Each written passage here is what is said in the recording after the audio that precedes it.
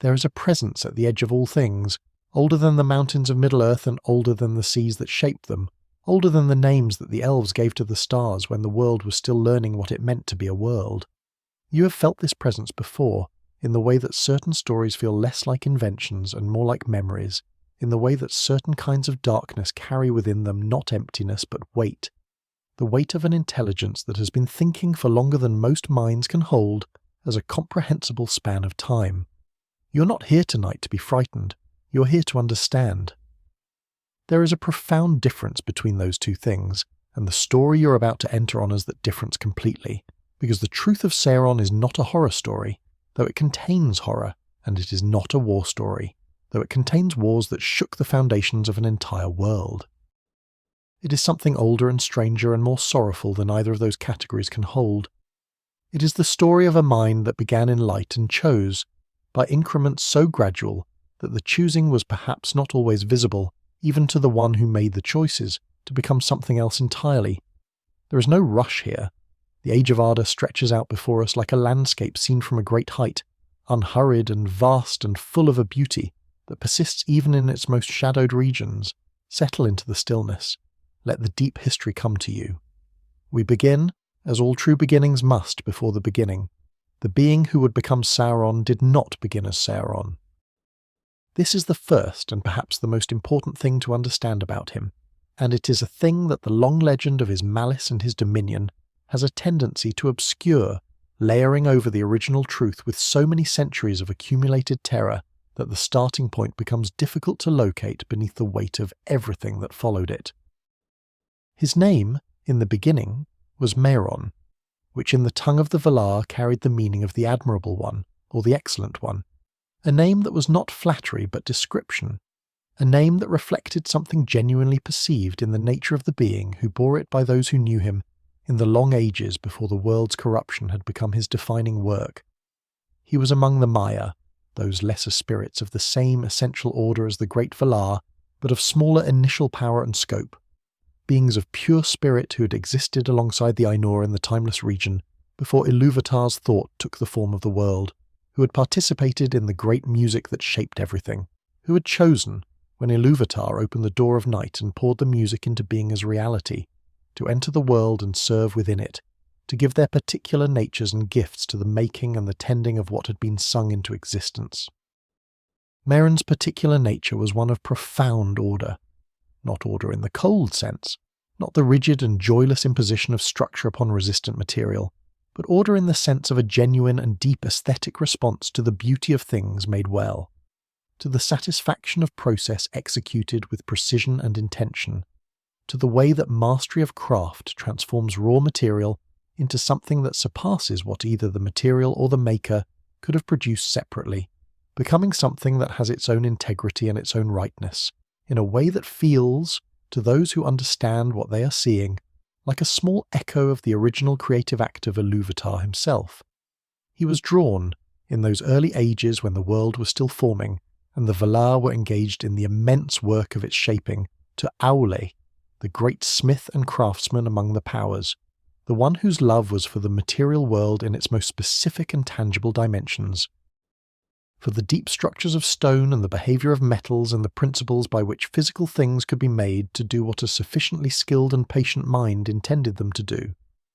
In Aulë's service, Mairon became in time one of the most accomplished of all the Maia, and this is not a small distinction.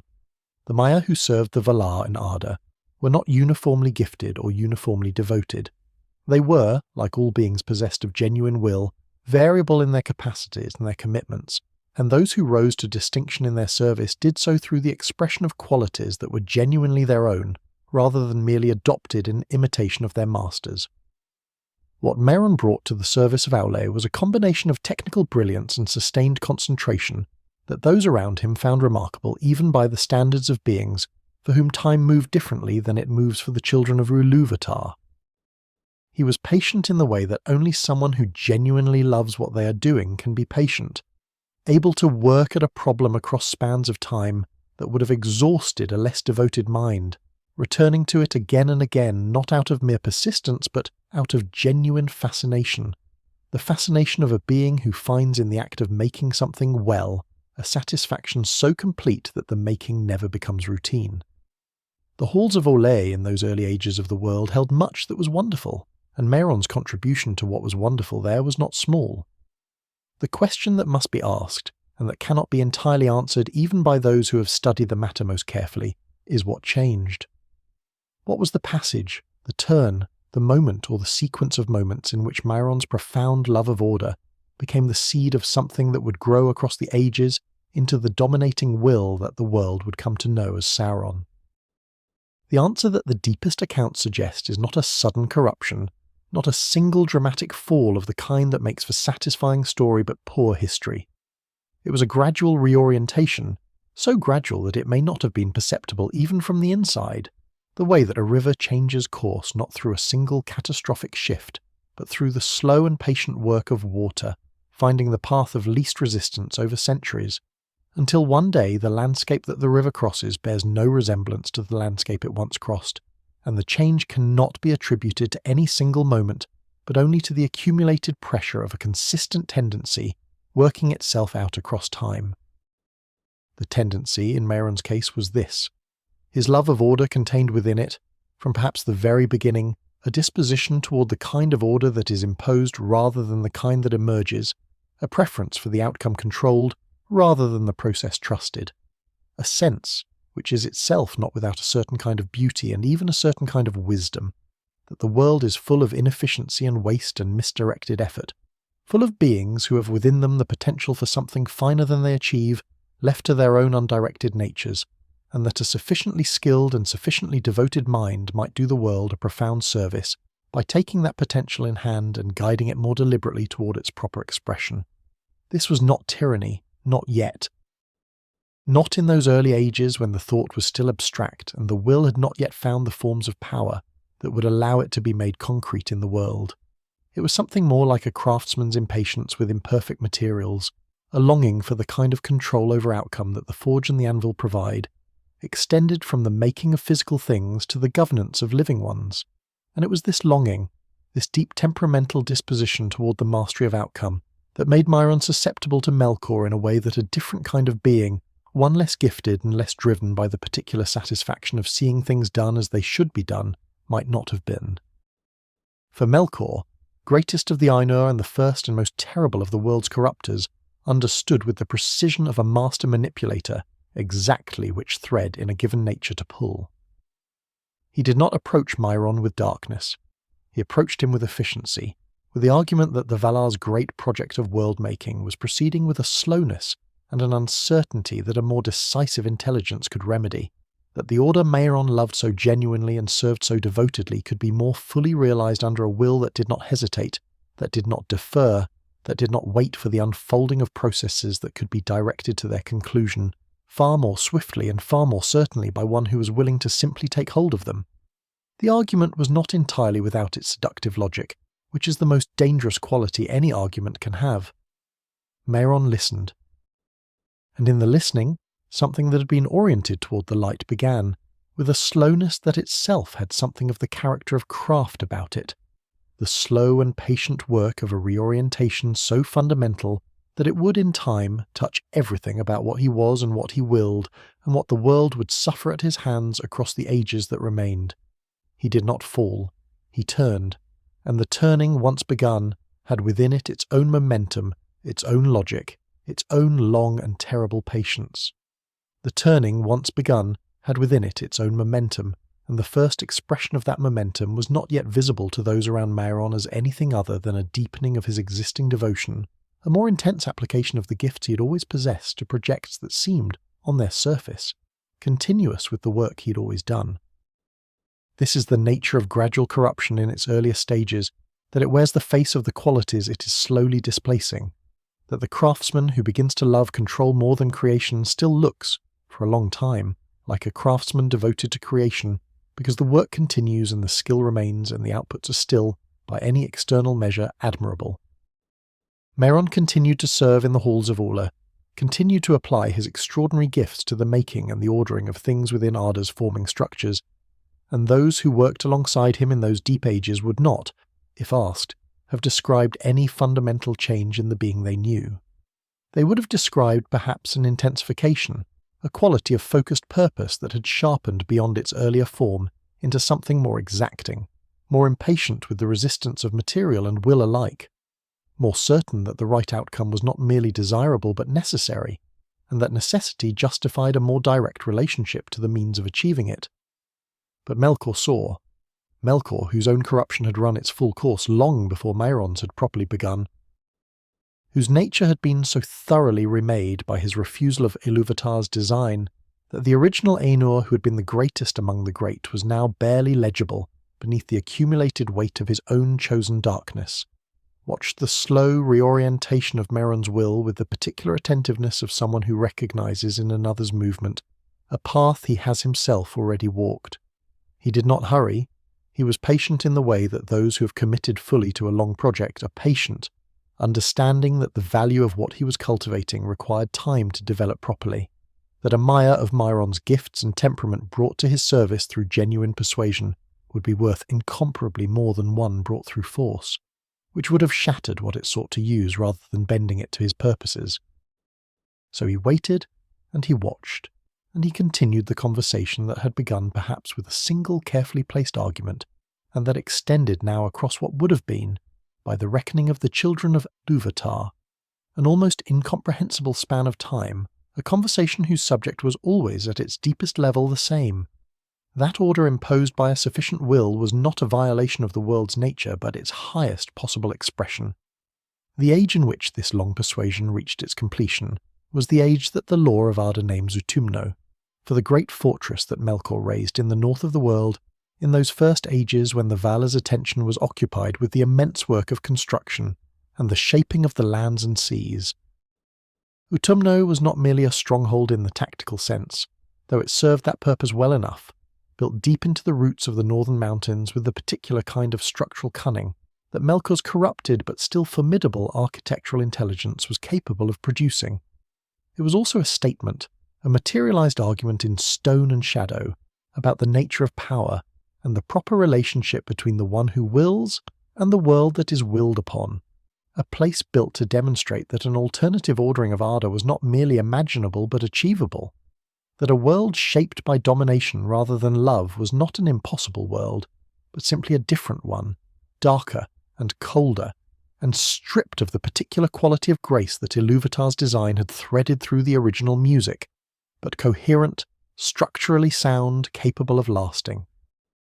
It was here, in the cold halls of Utumno, or in the shadow of its influence spreading southward through the lands Melkor claimed as his own, that Mairon completed the reorientation that had been in process across so many ages and entered, fully and without the equivocation that might have characterized an earlier moment of commitment, into Melkor's service. The records that speak of this passage are sparse and do not agree on their particulars, which is perhaps unsurprising given that the events they describe preceded by many ages the existence of any of the beings who would eventually set them down, and must have reached those later chroniclers through channels of transmission whose reliability is difficult to assess. What the accounts agree on is less a dramatic moment of allegiance than a gradual absorption, the slow completion of a process that had been underway for so long that the formal commitment, when it came, was less a change than a recognition, an acknowledgement of what had already, in every meaningful sense, become true. What Mairon brought to Melkor's service was not merely his technical brilliance, though that was itself of enormous value,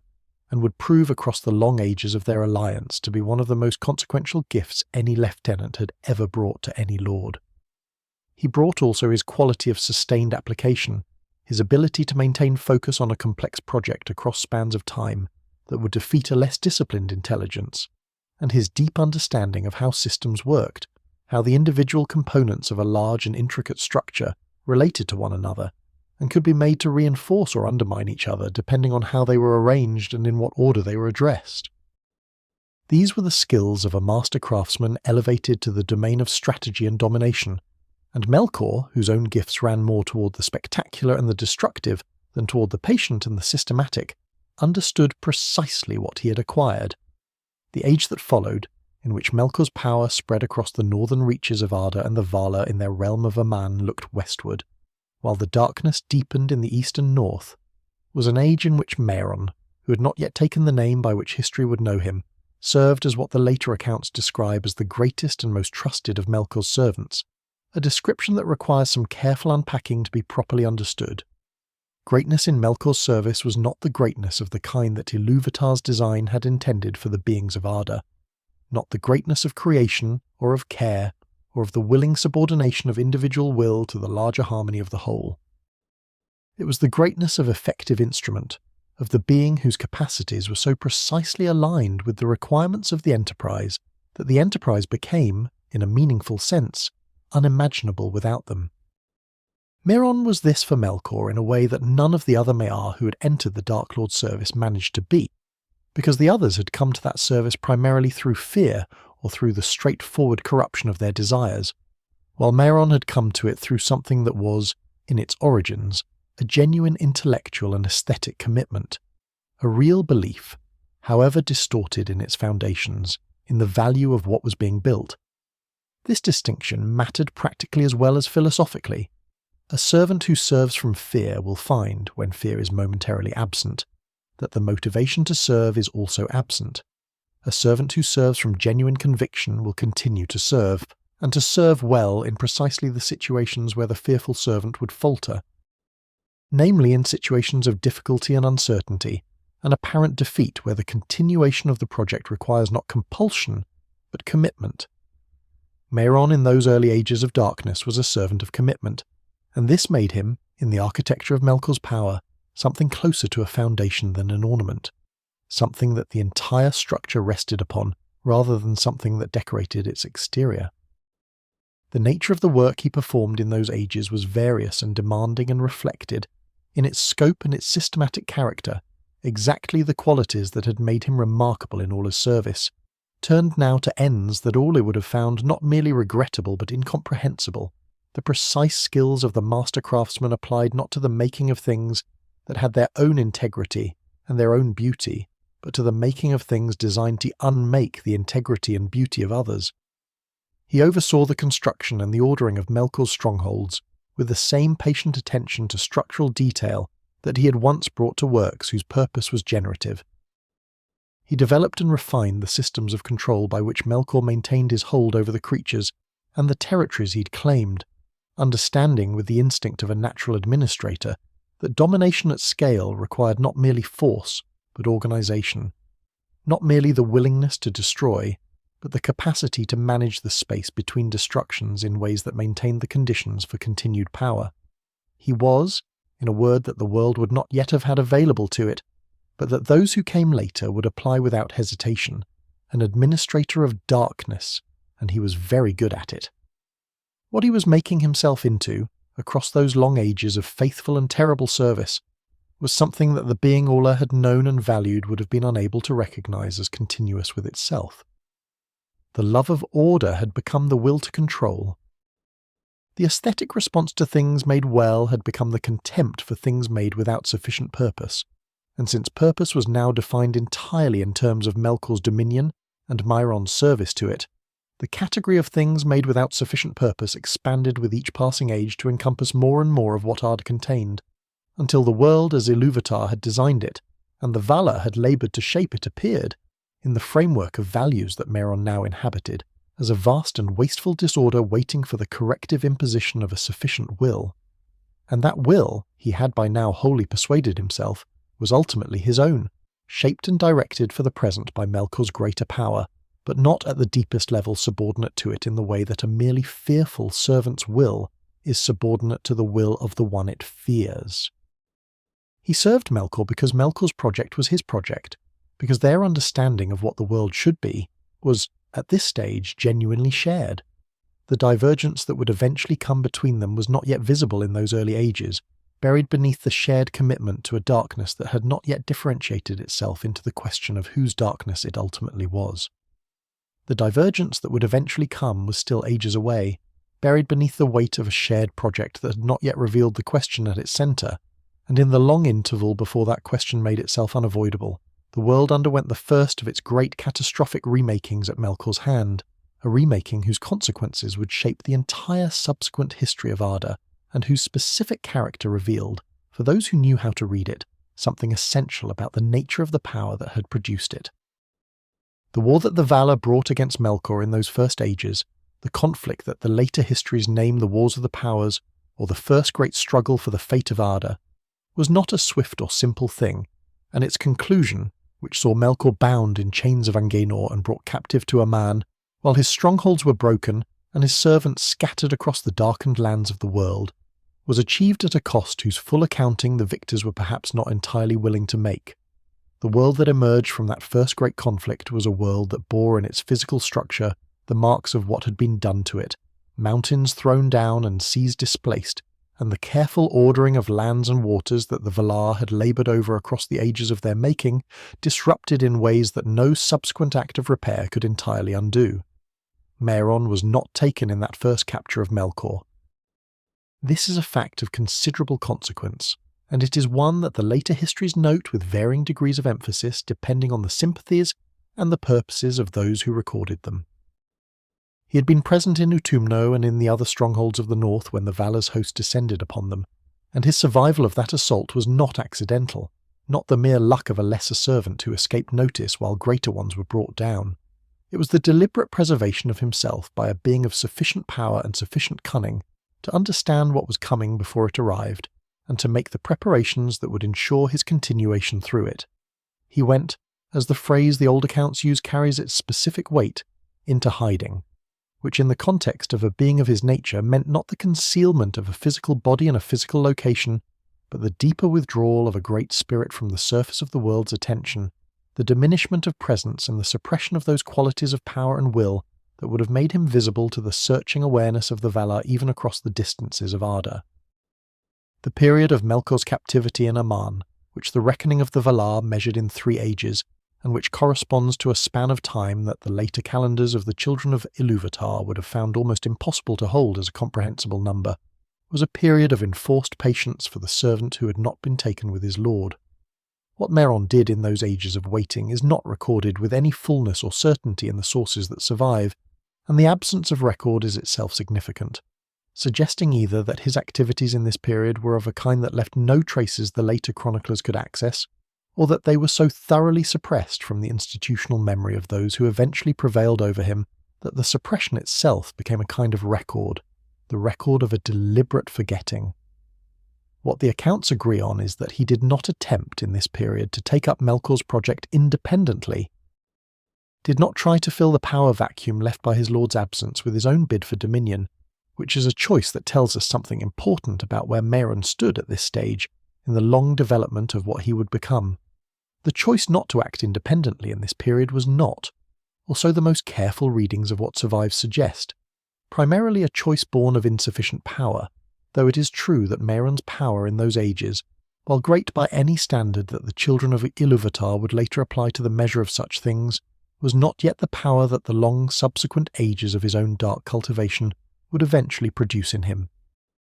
It was a choice that reflected something more fundamental about his nature at this stage of its development, a quality that persisted in him across the many ages of his service to Melkor, and that would prove in the end to be both one of his greatest practical strengths and one of the deep structural limitations of everything he attempted to build. He was not, in this period, ready to be the primary will behind a project of domination. He was, at his core, and in his deepest self-understanding, still a servant, still a being whose gifts expressed themselves most fully in the context of a larger purpose that he had not himself originated, a craftsman who needed a commission before his most extraordinary work could begin. And so he waited. He moved through the darkened and disrupted lands of Middle-earth with the care of someone who has accepted that this is not the moment for visible action, and who is using the interval of concealment for purposes that will not become apparent until the moment for action returns. He preserved what he could of the knowledge and the systems and the accumulated instruments of Melkor's power,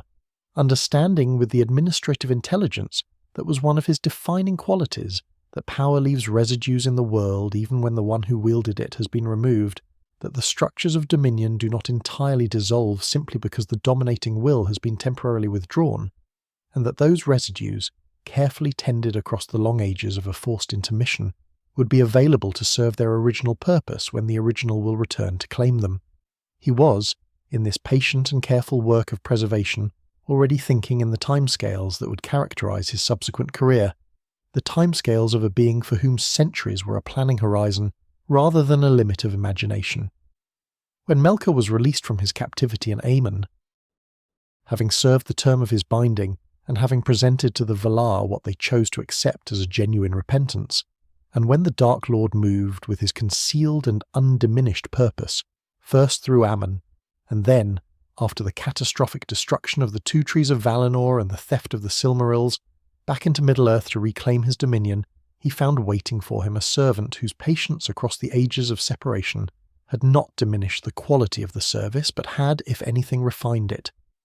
Mairon had used the interval well. The waiting had clarified something in him, had given him, across the long ages of Melkor's absence, a kind of perspective on the project he served that the constant activity of its execution had previously prevented. He had had time to think about what worked and what did not, about where the first great attempt at domination had found its limits, and why those limits had proven fatal to it,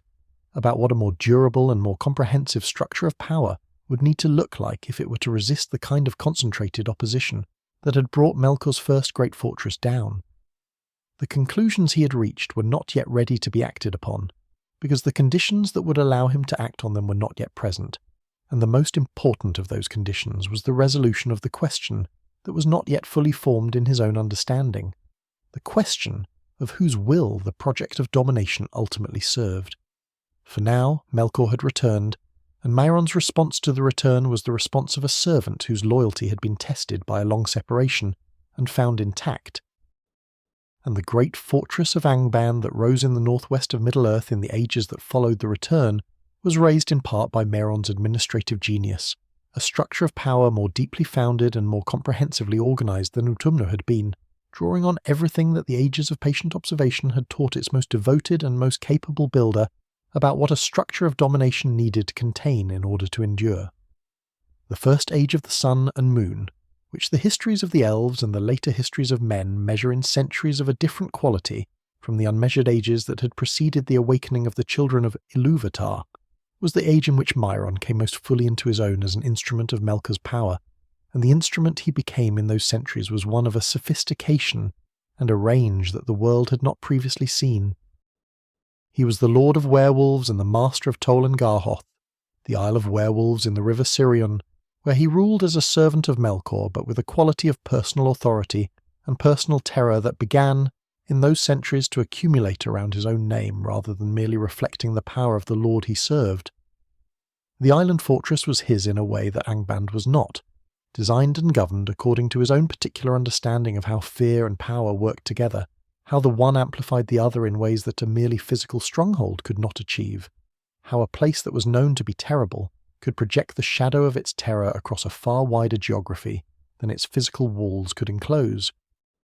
It was in this period, in the administration of his own domain within the larger domain of Melkor's darkness, that Mairon began, perhaps without fully recognizing the significance of what was happening, to develop a sense of what he could accomplish independently, of where his own will and his own genius might take a project that was genuinely his own, rather than an expression of a larger purpose, whose ultimate direction he did not control. The encounter with Finrod Felagund, the greatest of the Noldor lords in the art of song magic, which the histories record in the tale of Beren and Luthien as a contest of power in which Mairon's strength was matched and ultimately broken by the combined force of Luthien's inherited power and Huan's ancient invulnerability, was a moment of defeat whose sting was sharpened by the specific quality of what had defeated him. He had not been overcome by greater mastery or greater knowledge, not bested at his own craft. He had been overcome by a kind of power that his understanding of power did not fully account for, a power that did not fit the categories of domination and control that had become the entire framework of his thinking, and the experience of that inadequacy left in him a residue of something that was neither quite anger nor quite understanding, but something between the two, a pressure toward a reckoning with his own limits that the subsequent humiliations of the First Age would eventually make impossible to defer. The residue of that inadequacy did not dissolve with time. It settled, the way all unresolved pressures settle in a mind too disciplined to ignore what it cannot explain, into the deeper layers of Mairon's understanding where it continued its slow work of clarification across the remaining centuries of the First Age, centuries that brought to the world above the dark councils of Angband a succession of griefs and resistances and partial victories that the histories of the elves would record with the particular quality of sorrowful beauty that belongs to accounts of things loved and lost.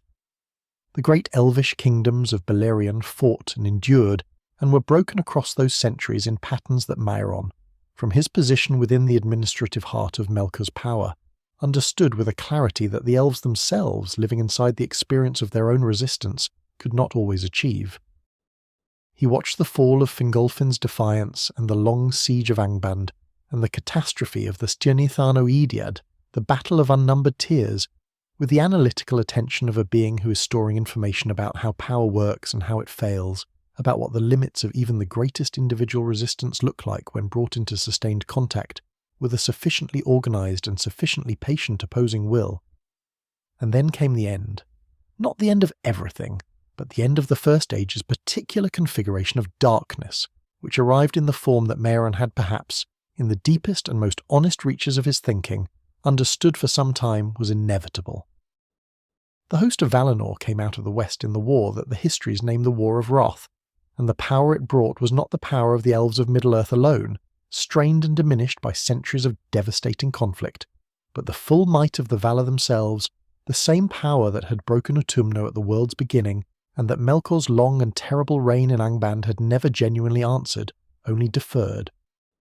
The destruction of Beleriand itself, the drowning of entire kingdoms and coastlines, and the remaking of the world's northwestern geography in the violence of that final conflict, was the measure of what it cost to unmake what Melkor had built, and even that cost was ultimately insufficient to unmake it entirely, since the darkness Melkor had poured into the world across the ages of his dominion was not a thing that could be entirely removed by any physical victory, having been woven too deeply into the substance of Arda itself to be extracted without destroying what it had permeated. Melkor was taken. He was thrust through the door of night into the void beyond the world, bound again, but this time with a finality that the first binding had not possessed, removed from Arda in a way that made his return, if not impossible in every conceivable sense, at least not a matter for the present ages of the world to concern themselves with. And Mairon, once again, was not taken with his lord. He had fled before the final conclusion of the war, had made the same calculation he had made at the end of the first great conflict, and had reached the same result, which was that the preservation of himself served the purposes of darkness more effectively than any last stand that would have ended in his capture or his destruction. He had surrendered, according to the accounts that survive from this period, in a formal sense, had offered submission to the victorious host, and had been, by those commanders who dealt with him, refused the absolution that submission might in other circumstances have carried, and had then, while the question of his disposition remained unresolved in the aftermath of a war whose victors had more than enough to occupy their attention, disappeared once more into the wide and disrupted lands of what remained of Middle-earth. This second withdrawal into concealment was different in character from the first, and the difference is significant for understanding what Mairon was becoming across the transition between the First Age and the Second. The first withdrawal had been the withdrawal of a servant preserving himself against the day of his master's return, a period of patient waiting oriented entirely toward a future defined by someone else's project and someone else's will. The second withdrawal had no such orientation. Melkor was not returning. The Lord whose project had been the organizing principle of Mairon's existence for ages beyond counting was gone in a way that was, for all practical purposes that the present moment could reach, permanent, and the question that this fact posed to the being who had served that Lord was not a question about loyalty or about grief, though something that functioned like both of those things was present in the complex of states that Mairon inhabited in the years immediately following the catastrophe. The question was simpler and more fundamental and more demanding than either loyalty or grief could encompass. It was the question of what he was for, now that the purpose that had defined him had been removed from the world. The answer he arrived at was not immediate. It emerged across what appears to have been a genuine period of something approaching uncertainty, which is itself remarkable in a being whose defining characteristic had always been the absolute confidence of his own conviction. The accounts from this period are sparse and difficult to interpret. filtered through sources that had every reason to distort what they recorded about the inner life of the being who would become their great adversary. But what they suggest, taken together and read with appropriate care, is a period of genuine recalibration, a time in which the most capable administrator of darkness that the world had ever produced was working through the implications of a situation that his existing frameworks had not prepared him to address. He had served a greater will. That will was gone. The project of domination that Will had undertaken remained, in the sense that the world still contained its residues and its unfinished consequences, but it was no longer being directed by the intelligence that had originated it. Someone would have to direct it, and the being best positioned to do that, the being who understood it most thoroughly, and who had the gifts and the accumulated knowledge to pursue it most effectively, was the one who had spent the longest in its service. This was the turn, not the turn away from the light, which had happened long ago and by increments too gradual to identify with any single moment, but the turn toward a fully independent will, toward the project of Sauron rather than the project of Melkor, toward the acknowledgement of what had perhaps been true for a very long time, but had not previously been required to become explicit. He was not a servant any longer. He was, or he would become, the primary darkness in the world. The organising intelligence of a new attempt at domination that would learn from the failures of the first,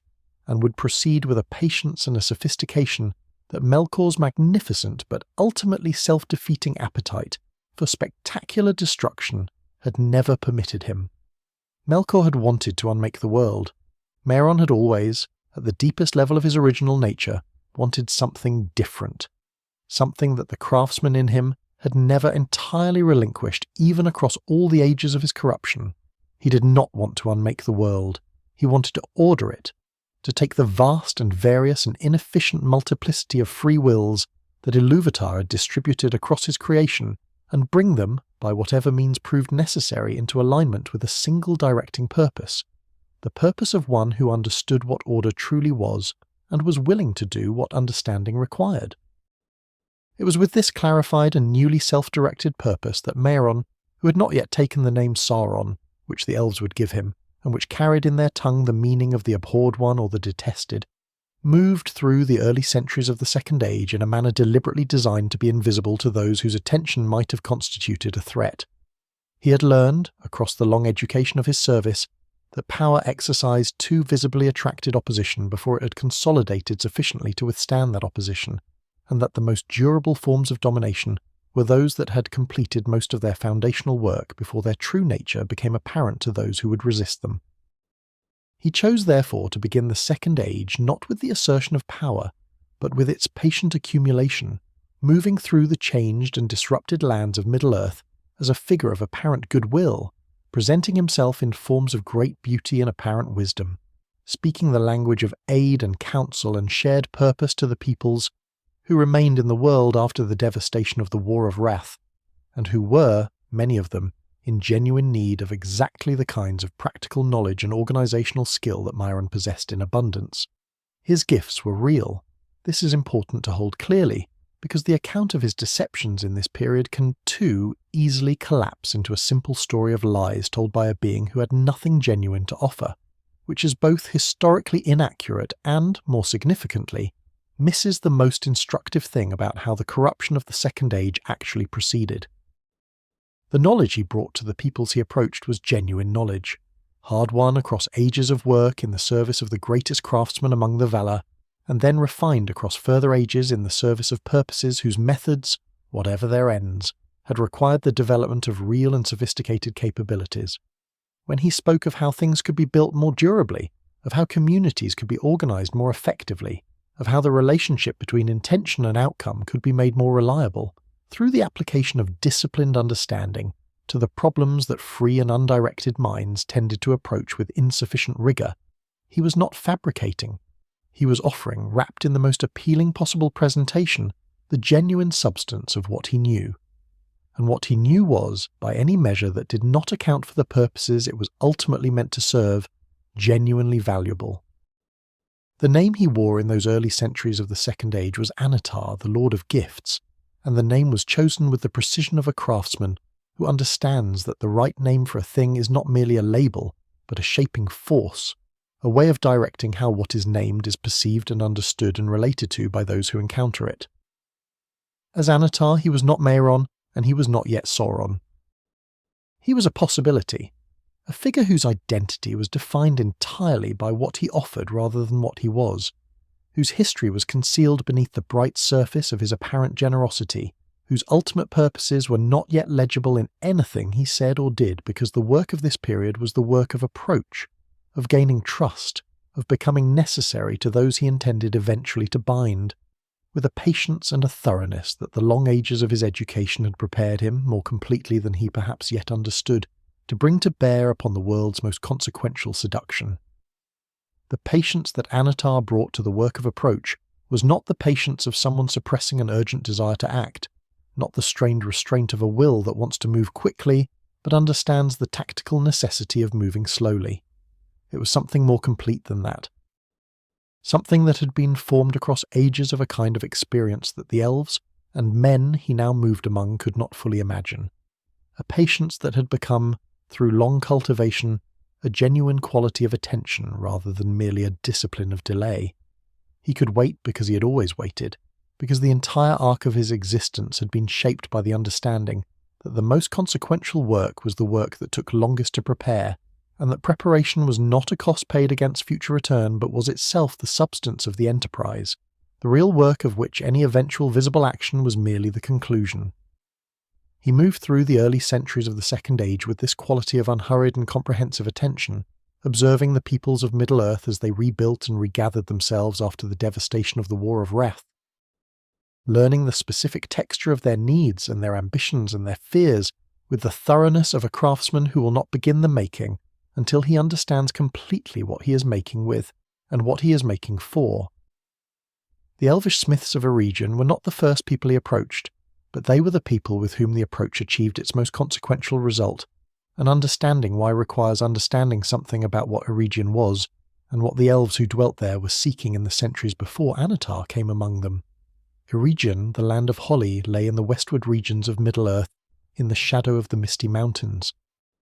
And the elvish settlement that had grown there in the early centuries of the Second Age was shaped by a quality of intellectual and creative ambition that distinguished it from the other elvish communities of the age.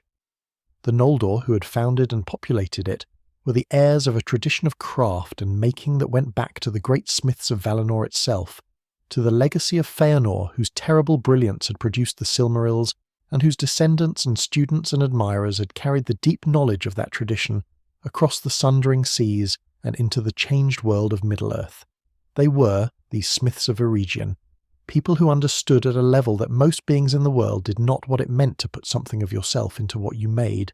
to pour not merely skill, but genuine creative intention into the material you worked with, so that the result was not merely an object, but an expression. Something that carried within its substance a resonance of the will and the understanding that had shaped it. The greatest among them was Celebrimbor, grandson of Feanor, and in him the creative inheritance of his lineage had taken a form that was, in many ways, more refined and more considered than the original, stripped of the passionate recklessness that had made his grandfather simultaneously the most brilliant and the most catastrophic maker in the history of Arda. Celebrimbor was a craftsman of the highest order, but he was also, in ways that Feanor had not always been, genuinely thoughtful about what craft was for, about the relationship between the made object and the world it entered, and the people it affected, about the ethical dimensions of creation that a mind entirely consumed by the perfection of its own making could too easily neglect. He had thought long and carefully about the nature of elvish rings, about the possibility of creating objects that could preserve and enhance the particular qualities of elvish perception and elvish presence, that could slow or arrest the slow fading that Middle-earth worked upon elvish spirits over the long ages of their dwelling in it, that could hold something of the beauty and the quality of an age or a place against the inevitable erosion of time. He was, in short, engaged in exactly the kind of project that Annatar's particular combination of gifts and purposes was most precisely designed to enter and to redirect. When Annatar came to Eregion, he came not as a conqueror, or even as a teacher in the formal sense, but as something more subtle and more effective than either, a fellow craftsman, a peer whose knowledge was visibly extraordinary and whose enthusiasm for the problems that the smiths of Eregion were working on was immediately apparent and apparently genuine. He brought with him specific technical knowledge of a kind that the elves had not encountered before, knowledge that was the product of his ages in Aulë's service and his subsequent ages of working at the furthest edges of what making could achieve when directed by a will of his particular order. The conversations that began between him and the smiths of Eregion, and most particularly between him and Celebrimbor, were not, in their early stages, conversations about power or domination or the binding of will. They were conversations about craft, about the deep technical questions of how intention could be more fully translated into material result, about the theoretical frameworks that underlay the most advanced forms of elvish making, and how those frameworks might be extended or refined by the application of principles that the smiths had not previously considered. These conversations were genuine. The delight that Annatar displayed in them was not performed. He was, at the level of his original and deepest nature, a craftsman in the presence of other craftsmen of exceptional ability, and the pleasure of that encounter was real, even as the purposes it served were not. This is the quality of the deception that makes it, across the distance of the ages that separate it from any present contemplation of it, genuinely difficult to hold in a single clear moral frame. Because the gifts that Annatar gave were real gifts, and the knowledge he shared was real knowledge, and the relationships he built with the smiths of Eregion were not, on his side, entirely without genuine content.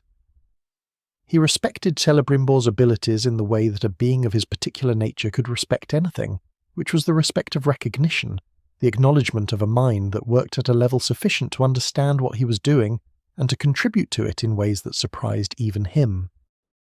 The collaboration between them across the decades that followed Annatar's arrival in Eregion was a genuine collaboration, producing in its early stages work of a quality that neither could have achieved alone, rings of power whose conception drew on both the elvish tradition of making and the deeper technical knowledge that Annatar brought from sources older and more obscure than any the elves had access to. The rings of power that emerged from the forges of Eregion across those decades were not deceptions in themselves. They were what they appeared to be, objects of extraordinary craft and extraordinary capability, capable of doing what their makers intended them to do, and more besides, because the knowledge woven into their making was genuine, and the intention behind the elvish contribution to that knowledge was entirely what it appeared to be. What was not what it appeared to be was Annatar himself, and the specific nature of the concealment requires careful description if it is to be properly understood. He had not lied to the smiths of Eregion about the technical content of what he taught them. He had concealed from them his identity, presenting himself as a Maia of Aulë, which was true in the same way that many useful deceptions are true selectively, by omitting the most important part, namely that he had long since ceased to serve Aulë and had served instead, across ages whose length the elves could not easily comprehend,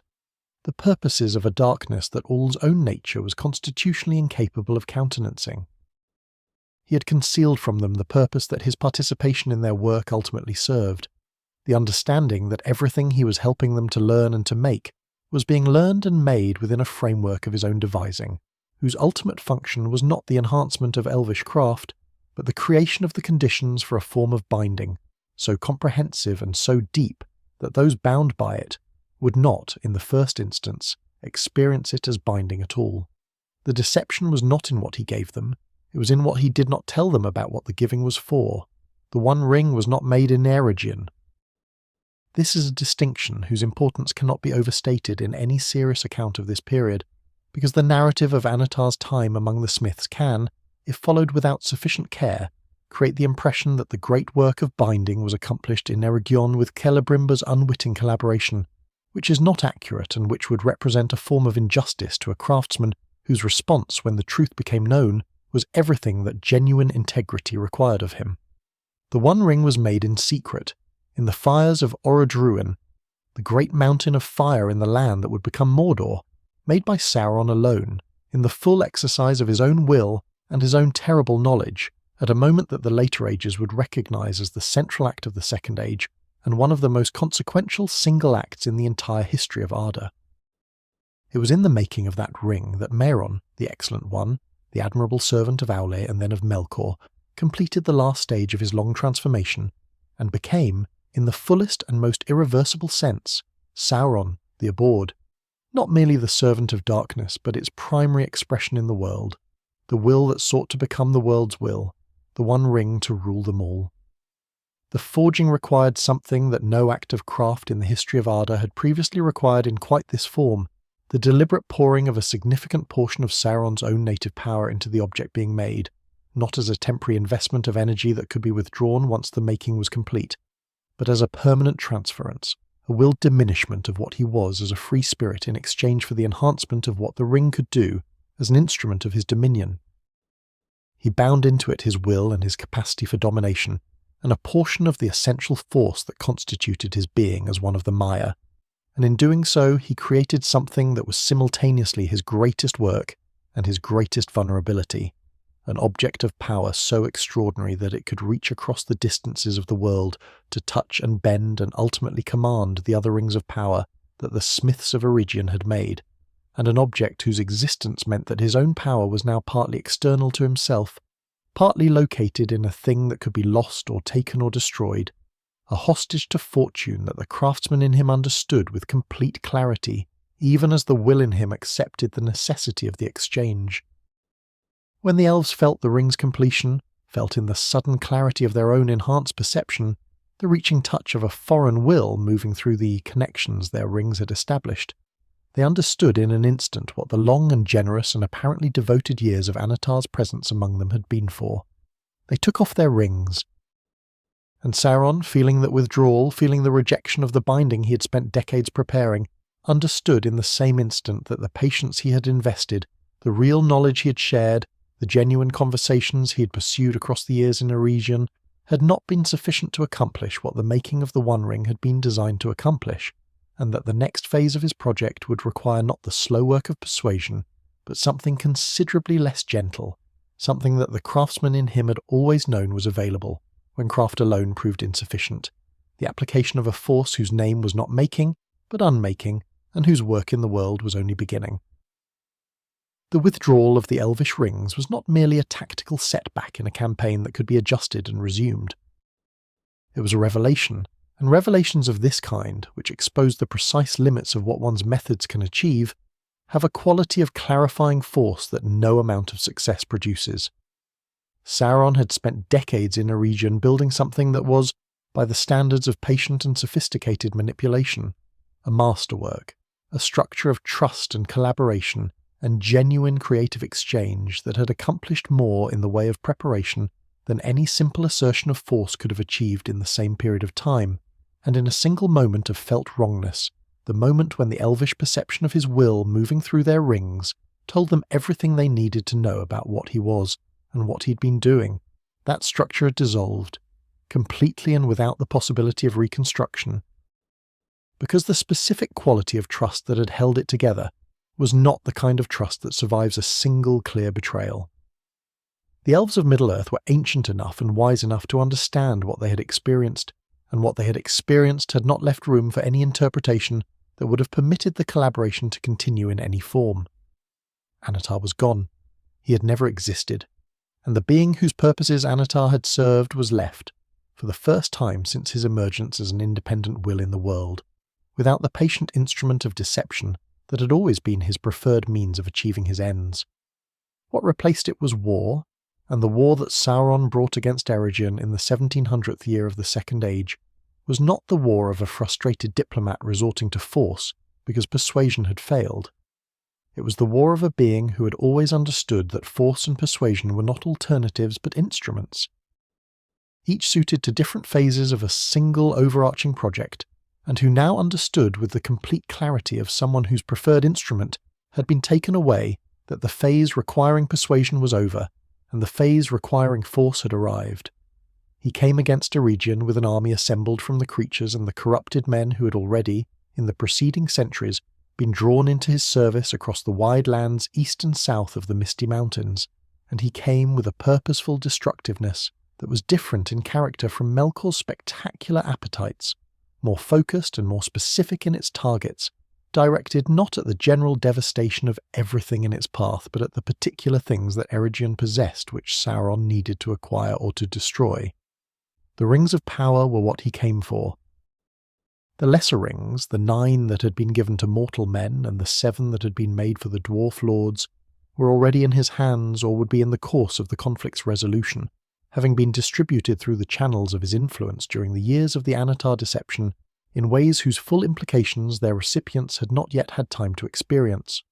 But the 3 greatest rings, the ones that Celebrimbor had made last and had made alone, without Annatar's direct participation, drawing on everything that the years of collaboration had taught him, but applying that knowledge in the final act without the hand of the teacher present in the work, were the rings whose disposition would determine the character of the age that followed. Celebrimbor had understood, in the moment of the revelation, that these 3 were different from the others, untouched by Sauron's direct intention in their making, and he had hidden them, had sent them out of Eregion through channels that Sauron's network had not yet fully penetrated, before the army arrived and the city's gates were broken, and the forges that had produced the most extraordinary work of craft in the history of Middle-earth were put to the fire. Celebrimbor died in the sack of Eregion, and the manner of his death as the histories record it tells us something about the specific quality of Sauron's anger in this period. An anger that was not the hot and consuming rage of a being who has lost control of himself, but the cold and precise fury of a craftsman who has had his work interfered with, and who is making very clear to everyone within reach of his reach what the cost of such interference is. Celebrimbor was tortured for the location of the 3 rings and did not give it, and his body was used as a standard by Sauron's army in the subsequent campaign through Eriador,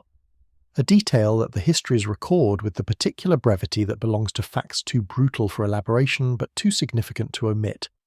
It was a statement, and statements of this kind are made by beings who understand that power operates not merely through its direct applications, but through the perception of those applications by those who witness them and draw their conclusions about the costs of resistance. The war for Eriador that followed the destruction of Eregion extended across years and drew in forces from across the western regions of Middle-earth, including the Númenorian fleet that came at the summons of Gil-galad,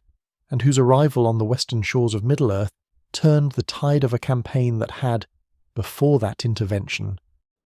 been moving with the momentum of an apparently unstoppable advance. Sauron was driven back, his forces scattered from the lands they had overrun, and he retreated eastward to the land he had been preparing across the decades of his western ventures as the foundation of his power, the land of Mordor with its dark mountain of fire and its slowly rising fortress of Barad-dûr, the great tower whose construction drew on the power of the One Ring, and whose completion would make it, in a physical and magical sense, the material expression of everything that Sauron's will had become and intended. The retreat was not a defeat in the sense that Melkor's final binding had been a defeat. It was a strategic withdrawal by a being whose long-term thinking had not been disrupted by the short-term reversal, who understood that the loss of Eriador was a loss of position rather than a loss of capacity,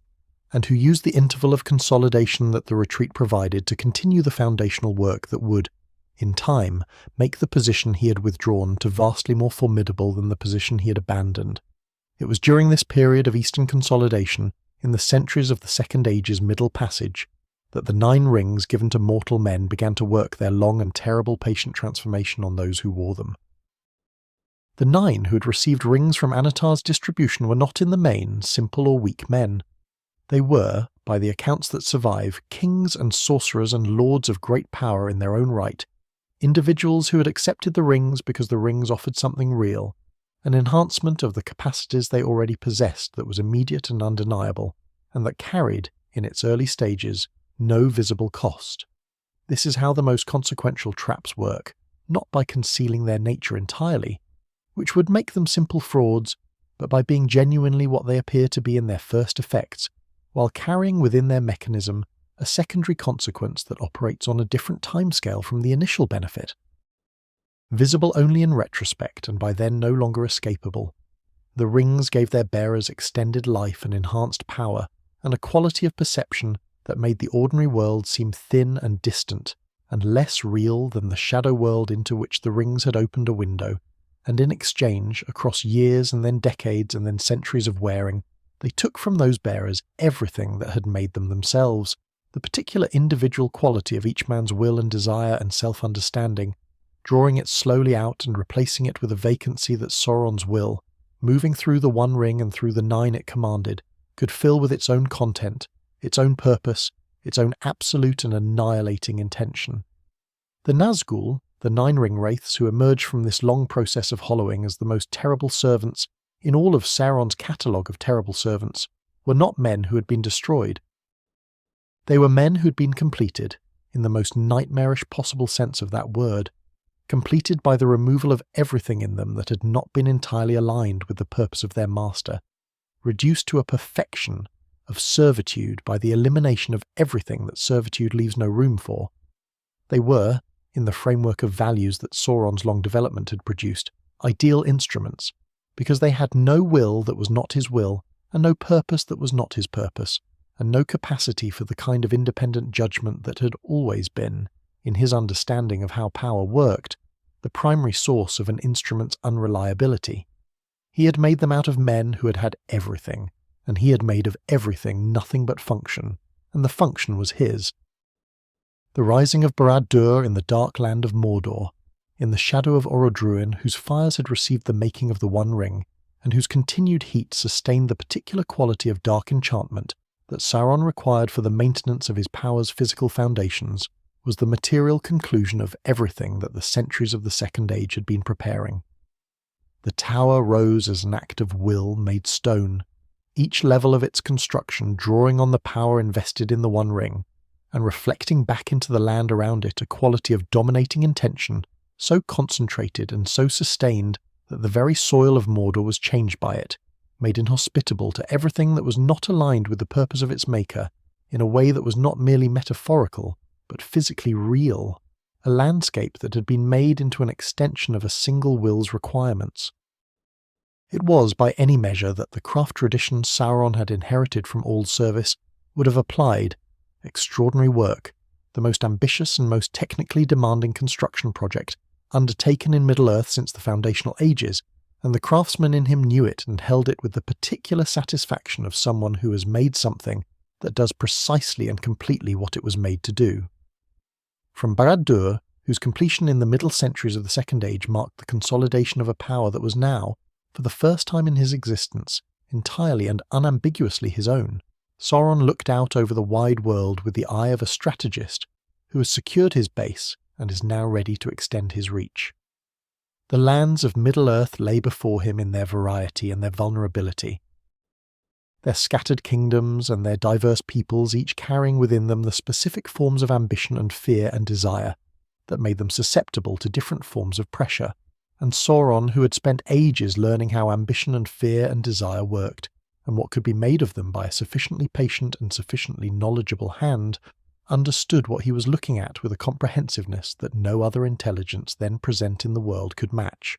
There was in that understanding, and in the tower that gave it its physical expression, and in the ring that gave it its metaphysical foundation, something that was almost, in its terrible way, complete. A vision of order so total and so thoroughly prepared for that.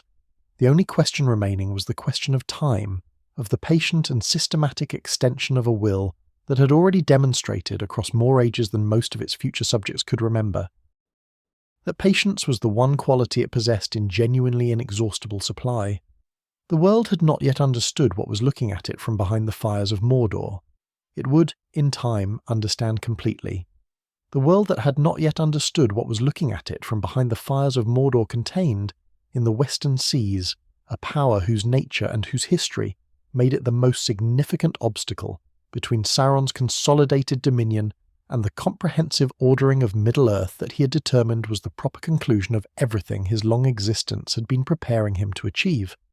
Númenor was not merely a kingdom in the ordinary sense, not merely a large and well-governed nation whose military capacity made it a formidable opponent in the conventional terms of strategic calculation. It was something that existed in a different category of significance from any other human polity in the world, a gift of the Valar to the men who had fought on the side of the light in the War of Wrath. An island raised from the sea in the western regions between Middle-earth and Aman, given to a people whose lineage carried within it a strain of something that was not entirely ordinary mortality, the blood of Eärendil the mariner who had been half-elvish, and whose descendants had inherited across the generations of Númenor's long flourishing a quality of life and wisdom and capability that set them apart from the men of Middle-earth as clearly as the elves were set apart from both. They lived for centuries where other men lived for decades, They built ships that crossed the seas with a skill and a confidence that no other human mariners could match. They had come to the shores of Middle-earth in their great fleets and turned the tide of the war for Eredor and Sauron,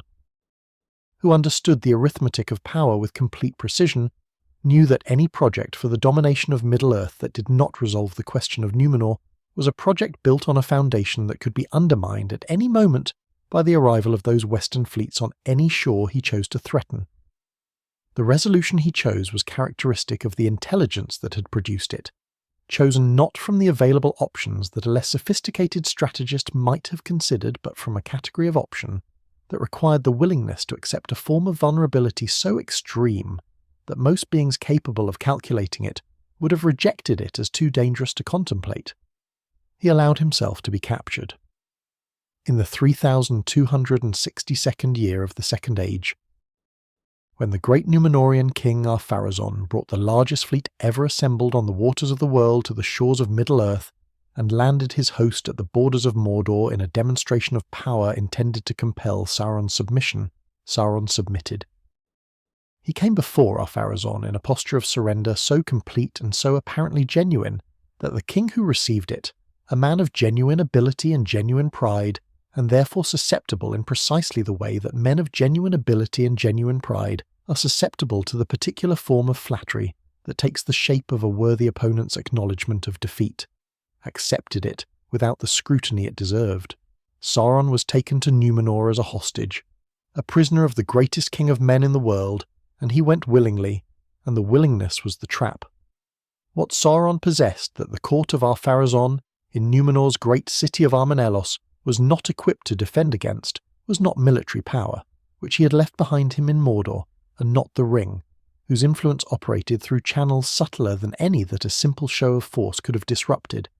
but the same quality that had made his time among the smiths of Eregion so extraordinarily productive. The quality of genuine intellectual engagement, the ability to participate in the conversations that mattered most to those he was among with a depth and a range of knowledge that made his presence feel not like a threat but like an asset, not like something to be guarded against but like something to be drawn upon. Ar-Pharazôn had conquered him. This was the framing within which the Númenorian court understood the situation, and it was a framing that Sauron had no interest in correcting, because the framing served his purposes exactly as it stood, providing the cover of apparent helplessness beneath which the real work of his presence in Númenor could proceed without the scrutiny that a more accurate framing would have attracted. Within 3 years of his arrival, he had become the king's most trusted counsellor. This is not a detail that the histories record with any particular surprise, because the histories are written by those who know how it ended, and who therefore read the speed of Sauron's rise at the Númenorian court as evidence of what he was, as confirmation of a nature whose gifts were always deployed in service of purposes that those who benefited from them would eventually have cause to regret. But for those who were inside the experience, for the courtiers and the advisors and the officials of the Númenorian state who encountered Annatar's spiritual successor without knowing what Annatar had been, the rise was not suspicious. It was simply the natural consequence of extraordinary ability encountering a context in which extraordinary ability was valued and rewarded, the most capable mind in any given room finding its way, as capable minds tend to do, to the position of greatest influence. Sauron was careful, as he had always been careful in the early stages of any long project, to be genuinely useful before he became genuinely dangerous, to give the king real counsel on real matters before he began the slow redirection of the king's attention toward the matter that his presence in Númenor had been designed to address. That matter was mortality, and Sauron's approach to it was the most exquisite piece of strategic thinking in a career defined by strategic thinking of the highest order. The Númenorians lived longer than any other men in the world, but they did not live forever, and the knowledge that they did not live forever had become, across the centuries of Númenor's existence, a source of grief and resentment, whose depth and whose pervasiveness in the culture's emotional life was not always visible on the surface but ran beneath everything, a groundwater of mortal sorrow that the island's extraordinary wealth and power and beauty could not address, because wealth and power and beauty, however extraordinary, cannot change the fundamental terms of a finite existence. The elves were immortal, or possessed of a longevity so vastly exceeding even Númenorian lifespans that the distinction between immortality and the effectively endless hardly mattered in practical terms, and the Númenorians, who had more contact with elves than any other men, and who had therefore more occasion than any other men to feel the specific quality of grief that comes from knowing that those you love will outlast you by ages, had developed around this grief a cultural complex of enormous psychological force, a compound of longing and envy and resentment, and the particular kind of anger that arises when a limitation feels like an injustice rather than simply a condition. Sauron did not create this grief. He found it, as he had always found the specific vulnerabilities of those he intended to work upon, already present and already doing its work in the culture he had entered, and he did what he had always done with what he found, which was to apply to it the precise and patient attention of someone who understands that the most powerful lever in any situation is the one that is already under pressure, that needs only to be engaged with the right kind of force, at the right angle to move what was always waiting to be moved. He spoke to the king of the Valar's ban, the prohibition that prevented the Númenorians from sailing westward to Aman, the Undying Lands, which they could see on the clearest days as a shadow on the western horizon, a shadow that was for some of them the most tormenting sight in all the world precisely because it was visible but not reachable, present but forbidden. He spoke of this ban not as a reasonable precaution by powers who understood something about the relationship between mortality and immortality that the Númenorians did not, but as an injustice, a deliberate withholding by beings who feared the power of men and who had therefore constructed around them a cosmological limitation designed to ensure that men would never become the equals of the elves or the rivals of the Valar themselves. The argument was, in the specific emotional context of the court he was making it to, devastating in its effectiveness, not because it was true, which it was not, but because it rhymed perfectly with the grief that was already there, giving that grief a shape and a direction, and most importantly a villain, transforming an existential condition into a political injustice, and thereby making it, for the first time, something that could be responded to with action rather than merely endured with sorrow. Ar-Pharazôn was a king, which meant that his primary relationship to his own limitations was the relationship of a man who has spent his entire life overcoming limitations, and who therefore finds the idea of a limitation that cannot be overcome not merely frustrating but cosmologically offensive, an affront to the identity he had built across decades of successful assertion against everything that had tried to constrain him. Sauron gave this king the framework within which the last unconquered limit could be understood as conquerable. The story within which the greatest armada ever assembled could be understood as the righteous response to an ancient wrong rather than what it actually was, which was the most spectacular act of collective self-destruction that the Second Age would produce. The temple that Sauron caused to be built in Armenelos, in those final decades of Númenor's existence, was the physical expression of the theological reorientation he had been working through the Númenorian culture across the years of his influence, a reorientation away from the worship of Ilúvatar and toward the worship of Melkor,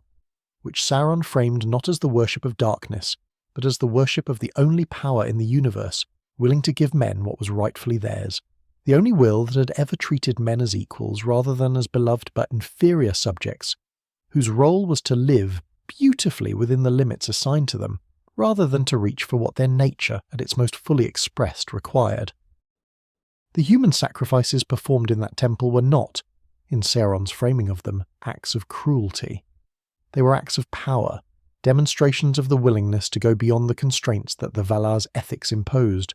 proof of a seriousness of intention that distinguished those who served the new order from those who clung to the old one. The framing was monstrous. It was also, in the specific psychological context he had cultivated, with such care across the years of his presence in Númenor, entirely comprehensible, which is perhaps the most unsettling thing about it.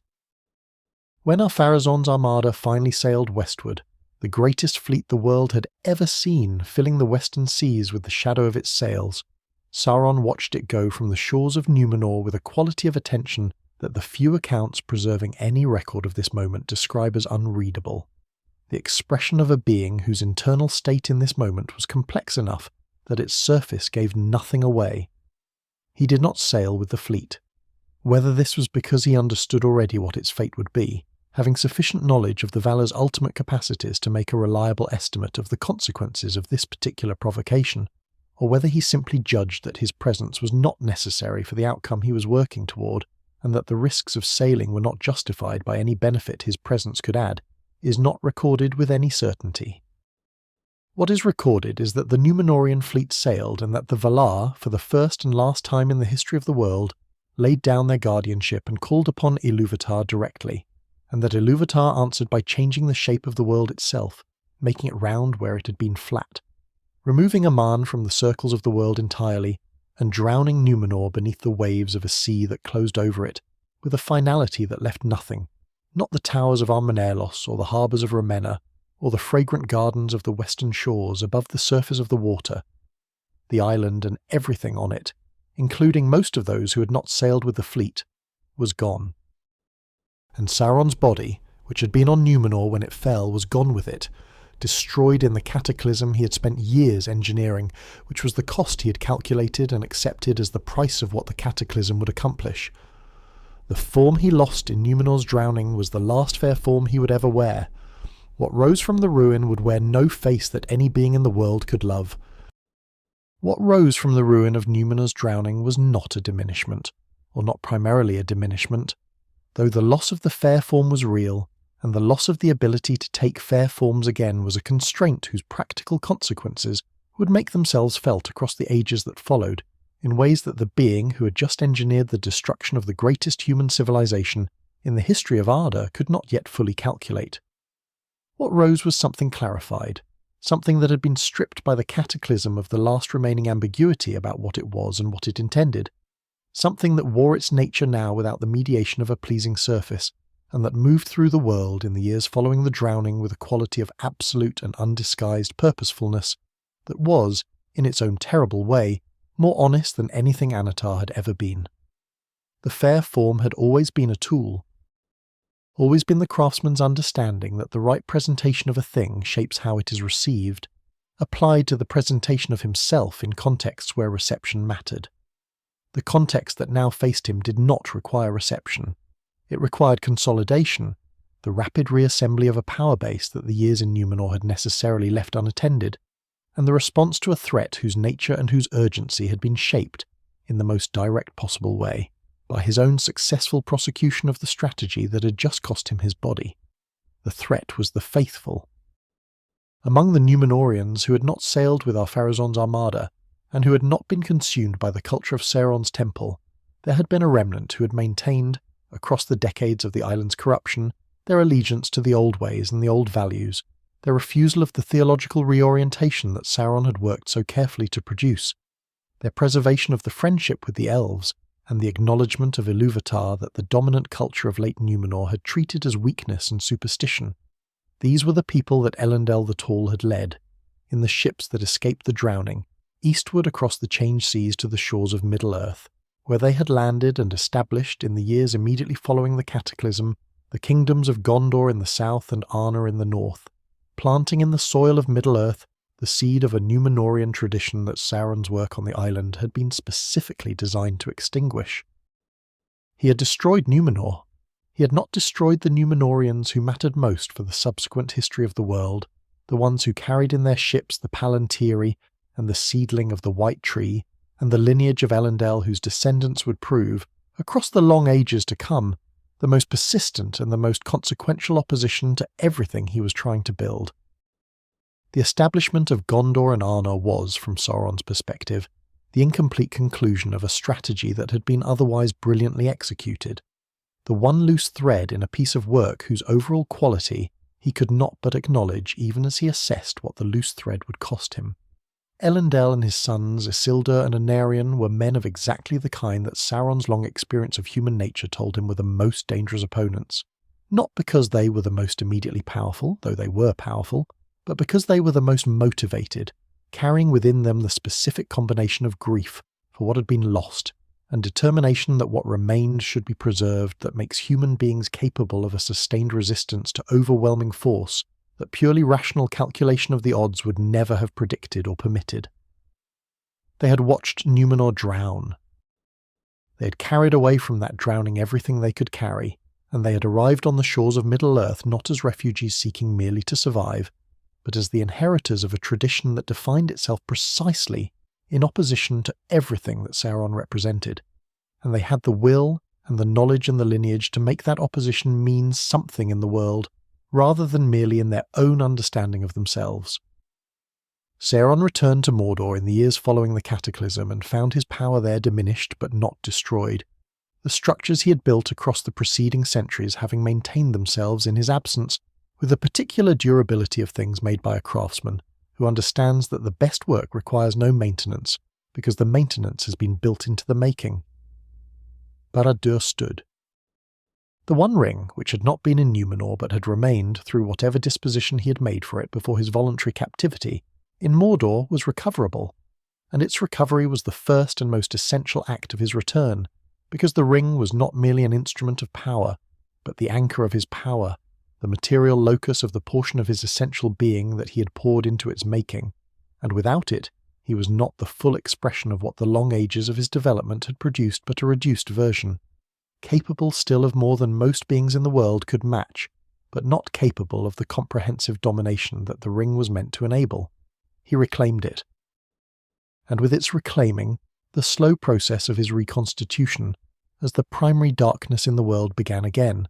proceeding with the methodical thoroughness of a craftsman returning to a project that has been interrupted and who assesses, before resuming, what the interruption has cost and what the resumption requires. What the resumption required, most immediately, was the resolution of the question that Elendil's establishment of the Númenorian kingdoms in Middle-earth had posed. The kingdoms of Gondor and Arnor were not merely a military threat in the conventional sense, though they were that as well, possessed of the military traditions and the residual capabilities of a civilization that had been, before its corruption, the most formidable human power in the history of the world. They were a symbolic and a spiritual threat of a kind that Sauron's understanding of how power worked told him was in some respects more dangerous than their military capacity, because they represented the continued existence in the world of an alternative to the order he was building, a visible demonstration that the values his project required to be discredited had not been discredited, that the tradition he had spent decades destroying had survived the destruction and had taken root in the very land he was claiming as the domain of his dominion. As long as Gondor stood,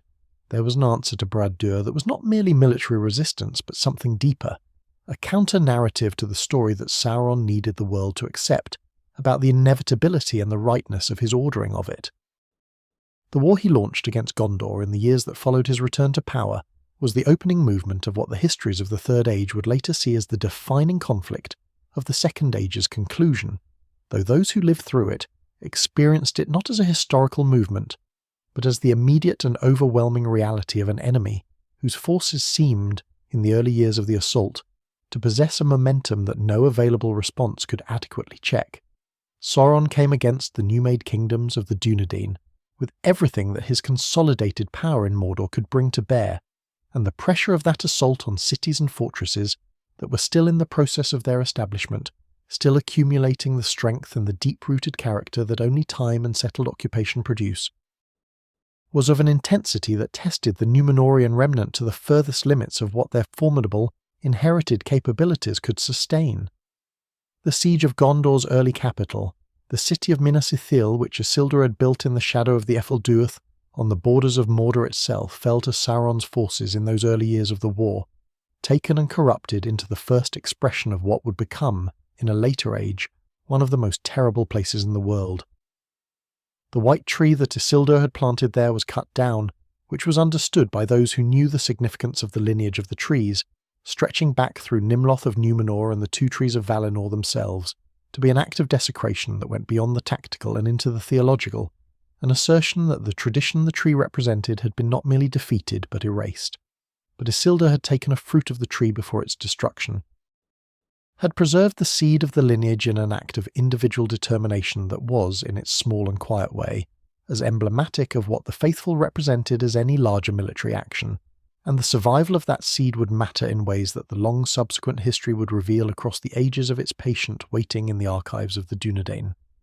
It was the formation of the last alliance of elves and men that changed the arithmetic of the conflict in the way that Sauron's calculation had not fully accounted for, or had perhaps accounted for but had judged insufficiently likely to constitute a planning constraint. Gil-galad, High King of the Noldor in Middle-earth, and Elendil of Arna and Gondor brought their forces together in an alliance whose scale and whose combined capability represented the most concentrated opposition to Sauron's power that the world had assembled since the Valar themselves had come against Melkor in the Wars of the Powers. The army that marched from Rivendell southward and eastward toward the Black Gate of Mordor in the 34th century of the Second Age was not merely large, though it was that, drawn from the full resources of the Elvish kingdoms and the Númenorian remnant and the human peoples of Middle-earth who had maintained their freedom from Sauron's domination, and who understood with the clarity of those who have seen the alternative what that freedom was worth. It was purposeful in a way that armies assembled from diverse sources are not always purposeful, animated by a shared understanding of what they were opposing that transcended the individual interests of its components, and gave the alliance a quality of unified intention that Sauron's own forces, driven as they were by fear and compulsion rather than by genuine commitment, could not match at the level of motivation even when they matched it at the level of numbers. The siege of Barad-dûr lasted 7 years, and the fact of its duration is itself a measure of what Sauron's power in this period represented, that the greatest alliance of the world's free peoples could surround his fortress and press against it for 7 years without achieving the breach that would have ended the war on their terms. That the power consolidated in the tower and channeled through the One Ring was sufficient to sustain the fortress against that sustained assault for a span of time that tested the endurance and the will of the besieging host in ways that the initial euphoria of the alliance's formation had not prepared its members for. 7 years of siege is a weight that presses differently on different kinds of beings, falling more heavily on the mortal men whose individual lifespans made each of those years a larger proportion of their available existence. And Sauron understood this asymmetry and used it, maintaining his defensive posture with the patience of someone for whom 7 years was a relatively brief interval, and for whom the erosion of mortal will across that interval was a strategic resource as real as any military one. The end came not from the erosion he was counting on, but from the single combat on the slopes of Orodruin that the histories record as the last great act of the Second Age, the confrontation in which Gil-galad and Elendil were both slain by Sauron, in the full terrible expression of his power, but in which Isildur, taking up the hilt shard of his father's broken sword, Narsil, cut the One Ring from Sauron's hand in an act whose full consequences neither the one who performed it nor the one who suffered it could in that moment of extremity entirely grasp. The loss of the ring was not merely a loss of a powerful object. It was the sudden removal of the anchor of his being, the violent extraction of the portion of his essential self that he had poured into its making across the ages, and the consequence was not merely defeat but dissolution, the collapse of the physical form that his will had been maintaining, and the dispersal of that will into a state so attenuated and so formless that the word defeat hardly begins to describe the quality of what he experienced in the long dark years that followed. He was not destroyed,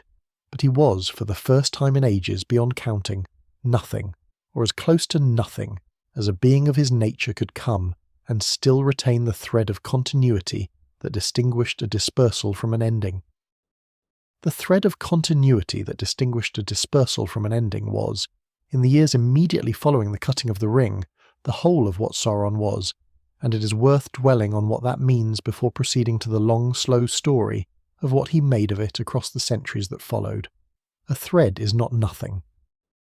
It is the minimum expression of a thing that still permits the thing to be called itself, the irreducible remainder after everything that can be removed has been removed, and what remained of Sauron in the aftermath of the last alliance's victory was precisely this,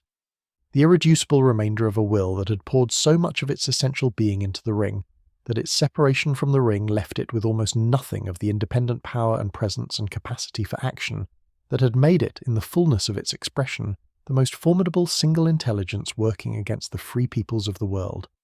He was not a ghost in the way that lesser spirits who have lost their bodies are ghosts, retaining the shape and something of the substance of what they were even in their diminishment. He was something more fundamental than a ghost, something closer to a bare intention without the means of its expression. A will that persisted because will of that kind and that depth does not simply cease because the conditions that allowed it to act have been removed,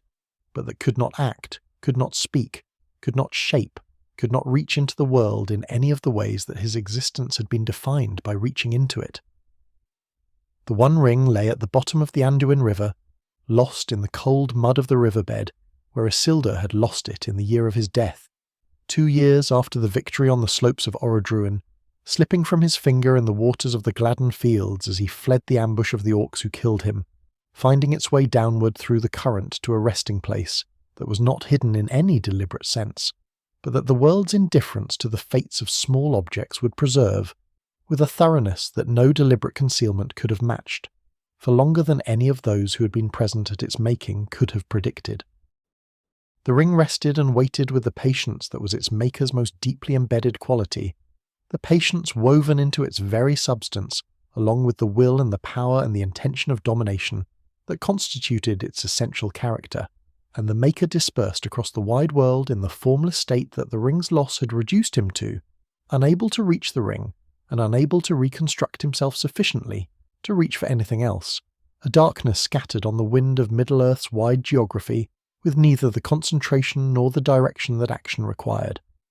This second great dissolution, following the first dispersal after Númenor's drowning, by something less than 2 years of Sauron's physical presence in the world before the battle that had undone him, was qualitatively different from that first experience of formlessness in ways that the later histories can only gesture at rather than describe with any precision. Since the inner life of a dispersed and nearly powerless Maia, in the centuries of his minimum expression, is not something that any chronicler had access to or any vocabulary adequate for. What can be said is that the process of reconstitution, when it eventually began, was slower by orders of magnitude than the reconstitution that had followed Númenor, and that the slowness was not entirely a function of the degree of his diminishment, though that was real and significant, but also a function of something that had changed in the fundamental conditions of his existence in the world following the loss of the ring. He had made the ring as the anchor of his power, and the ring's continued existence somewhere in the world, accessible in principle even if not in practice, meant that a part of him was still present in material form, still an objective reality rather than merely a spiritual one. Still something that could in theory be recovered, and that recovery could in theory restore him to something approaching his full expression. But the recovery of the ring required that he first reconstitute himself sufficiently to act, and the reconstitution required a source of energy and intention that the formless state, almost by definition, was not equipped to generate from within itself. The centuries of the Third Age's early passage, in which the world that had fought the last alliance rebuilt itself slowly from the costs of that enormous effort, were centuries in which Sauron's presence in the world was felt rather than perceived, experienced as an atmosphere rather than identified as an agent, a quality of unease in certain regions and certain seasons that those sensitive to such things registered without being able to name its source. The wise, those among the elves and the Astari who had the depth of knowledge and the quality of perception to understand what they were sensing, understood that the defeat of the last alliance had not been a destruction, and that the absence of visible action by the darkness they had opposed was not the same as the absence of the darkness itself. But understanding something in principle, and being equipped to act on that understanding in practice, are different conditions, and the early centuries of the Third Age were centuries in which the practical implications of the theoretical understanding had not yet made themselves concrete enough to demand a specific response. The world was tired. The Great Alliance had spent enormous resources of life and will and time in the 7-year siege and its violent conclusion, and the kingdoms that remained were engaged in the necessary and absorbing work of reconstruction and governance, and the maintenance of what had been preserved against the long effort to destroy it. Gondor in those early centuries of the Third Age was the most powerful single human kingdom in Middle-earth, and its power was exercised with the particular quality of stewardship that the best of the Dunedain tradition had always expressed, a genuine care for the lands and peoples under its governance that was not merely the competent administration of resources, but something more like the tending of a living inheritance, the understanding that what had been received from those who came before carried obligations toward those who would come after that no single generation's interest could override. The line of Anarion held the throne of Gondor across the early centuries of the Third Age, with a continuity and a quality that the kingdom's history would not always maintain. And the strength of Gondor in those centuries was real enough to constitute a genuine check on any reconstitution of Sauron's power that might have moved faster than the pace that his actual condition permitted. Arna in the north was more fragile, subject to the pressures of division and the slow erosion of numbers and coherence that distance from the centres of Númenorian civilization produced across the generations, and its eventual fragmentation into the three lesser kingdoms of Arthedain, Cardolan, and Rudor was one of the defining losses of the Third Age's early centuries, removing from the north the concentrated Dunedain presence that had been its greatest protection, and replacing it with a more diffuse and more contested arrangement that left the northern lands vulnerable in ways that the unified kingdom had not been. It was in the shadows of these gradual northern weaknesses that Sauron's slow reconstitution first found purchase in the world, not through any direct assertion of his own still insufficient power, but through the instruments he had prepared in the preceding age and whose existence in the world did not require his active direction, because their corruption had been completed thoroughly enough to give them a self-sustaining momentum that mere dispersal could not interrupt. The Nazgul had not been destroyed by the defeat at Orodruin. They had been diminished, as all of Sauron's power had been diminished by the ring's separation from his hand, reduced to a state that was closer to their own minimal existence, the near nothing that the rings had made of what had once been men. But they had not ceased, because the rings that had hollowed them were still in the world. And the hollowness that the rings had produced in them was not a condition that could be filled again with anything but the purpose those rings had given them, which was the purpose of their maker, still present in the world in its dispersed and gathering form, still the organizing principle of their existence, even in its most attenuated expression. They waited, as he waited, in the particular mode of waiting that belongs to things that have no capacity for impatience, because impatience requires a self that is inconvenienced by delay, and they had, over the long centuries of the Second Age, been comprehensively relieved of anything that could be inconvenienced. The slow gathering of Sauron's power in the middle centuries of the Third Age took its first clearly legible form in the region that the maps of the age named Dol Guldur. The hill of sorcery in the southern reaches of the great forest that had once been called Greenwood the Great, and that the growing shadow emanating from that hill was slowly, across the centuries of its darkening influence, transforming into the place that later ages would know as Mirkwood. The choice of Dol Guldur as the location for the first reassertion of a presence in the world was characteristic of the intelligence that made it, chosen for the specific combination of qualities that it offered to a power in the process of reconstitution, qualities that were not those of the most powerful position available, but of the most useful one for the particular phase of work that reconstitution required. It was distant from Gondor, which was the power in the world best equipped and most motivated to recognize and respond to the re-emergence of the darkness. It was positioned to exert pressure on the Great Forest and through it on the dwarven kingdom of Erebor and the lands around it, whose specific strategic significance Sauron's long planning had not failed to account for,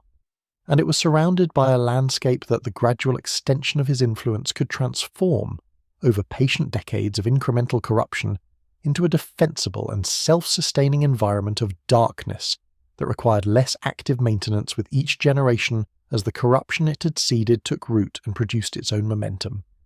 He was known there as the Necromancer, which is the name that those who were aware of his presence but could not or would not yet name it correctly applied to the dark power gathering itself in the southern forest, and the name is instructive in what it reveals about both the nature of his early activity in this period and the willingness of even the wise to defer the full implications of what they were observing.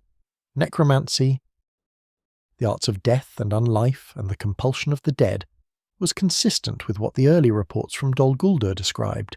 and it was also consistent with the activities of any number of lesser dark powers whose presence in Middle-earth across the long centuries since the last alliance was not itself remarkable enough to demand the conclusion that what was gathering in the southern forest was not a lesser dark power, but the dark power, reconstituted and patient, and no longer dispersed but concentrated, no longer a thread of bare intention, but a will in the slow process of reclothing itself in the capacities that would eventually make it, once again, the organizing terror of the age.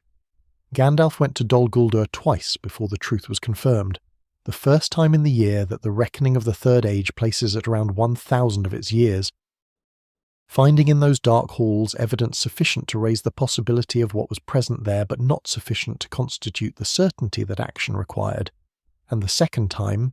many centuries later, penetrating further into the fortress and encountering directly enough of what it contained to bring back to the Council of the Wise the confirmation that the long deference had been delaying. The debate that followed in the White Council about what to do with the confirmed knowledge of Sauron's presence in Dol Guldur was a debate conducted by beings of great wisdom and great individual capability, who are not, for all their wisdom, exempt from the particular difficulty that afflicts all councils of the wise, which is that wisdom about a problem and the will to act decisively on that wisdom are not the same thing and do not always arrive together. Saruman counselled delay, offering reasons that were sophisticated enough to be genuinely difficult to refute, and that served, as the subsequent history would reveal, purposes other than those he articulated. Gandalf pressed for action. The debate continued across decades while the necromancer of Dol Guldur continued his patient work of reconstitution, and the forest continued its slow darkening, and the world continued its gradual forgetting of what the darkness in the south actually was, and what it had been capable of when it was last fully itself. When the White Council finally moved against Dol Guldur, in the year 2941 of the Third Age, they came with sufficient combined force to drive the presence there out of the fortress and southward and eastward toward the land that had been waiting for its master's return across the long centuries of the master's minimum expression. But they did not destroy what they drove out, because what they drove out was no longer the reduced and barely present flicker of intention that had crept into Dol Guldur in the years of its earliest occupation. It was Sauron, returned to a degree of power and self-possession that the long patient centuries of the Third Age's middle passage had rebuilt from the thread of bare will that the Gladden Fields had left behind. Not yet the full expression of what the ring's recovery would permit him to become, but already far more than the nothing he had been, already something that moved through the world with intention and with agency and with the particular quality of purposefulness that belongs to a being who has waited long enough and gathered enough and is now, finally, ready to come home.